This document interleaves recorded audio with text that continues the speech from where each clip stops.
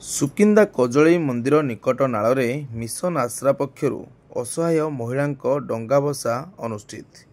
ଅସହାୟ ଓ ମାନସିକ ବିକାରଗ୍ରସ୍ତ ମହିଳାଙ୍କୁ ନେଇ ମିଶନ ଆଶ୍ରା ପକ୍ଷରୁ ସୁକିନ୍ଦା କଜଳେଇ ମନ୍ଦିର ନିକଟ ନାଳରେ ଶୁକ୍ରବାର ସକାଳ 7 ଘଟିକା ସମୟରେ ଡଙ୍ଗା ଭସା କାର୍ଯ୍ୟକ୍ରମ ଅନୁଷ୍ଠିତ ହୋଇଥିବା ଦେଖିବାକୁ ମିଳିଛି।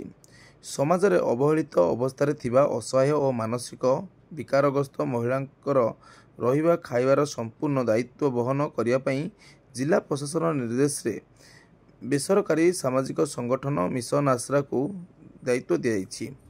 ଏହି ସଂଗଠନ ପକ୍ଷରୁ ପବିତ୍ର କାର୍ତ୍ତିକ ପୂର୍ଣ୍ଣିମା ଅବସରରେ ଅନ୍ତେବାସୀଙ୍କୁ ନେଇ ଏହି ନିଆରା କାର୍ଯ୍ୟକ୍ରମ ଅନୁଷ୍ଠିତ ହୋଇଯାଇଛି।